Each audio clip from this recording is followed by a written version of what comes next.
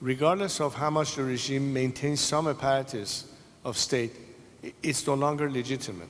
Now you have the IRGC practically becoming the state.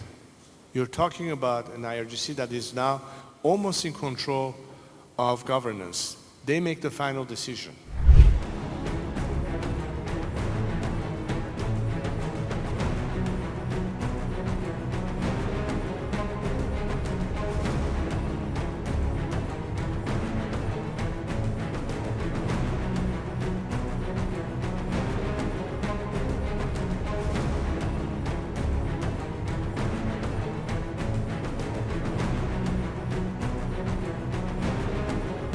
Regardless of how much the regime maintains some apparatus of state, it's no longer legitimate. That's why when you're talking about negotiations, when you hear comments made by, for instance, the American president that, well, there has been a regime change in Iran. No, there hasn't been a regime change. It's the same regime. Yeah. Mr. IRGC is no different than his predecessor. Mujtaba Khamenei's son is no different than his father. It's a continuation of the regime. But there's something even worse, because at least then you still had a theocracy to deal with. Now you have the IRGC practically becoming the state. You're talking about an IRGC that is now almost in control of governance. They make the final decision. And that's even more dangerous because on the one hand, you're dealing with a terrorist organization as it has been designated that is now trying to negotiate with you. What do you think, what kind of a deal do you think they're going to try and reach? It's not for the interests of the Iranian nation. It is for their own survival. Giving them a chance to survive is spitting in the face of the Iranian people. And that ought to be a reset of approach.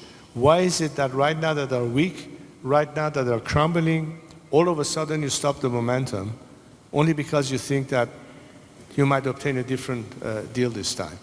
Yes, I understand. Everybody's nervous about economic stability, the oil price rising. It has political consequences. Of course, we all realize that. But there will be a much higher price to pay if this situation continues.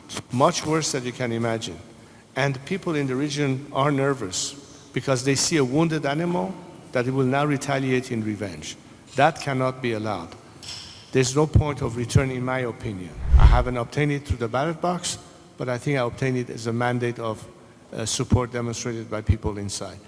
As far as the diaspora is concerned, I refer you to the diaspora itself. 2 days ago, I was here in Rome meeting with a representative of the Iranian diaspora. And among them, there were diverse people.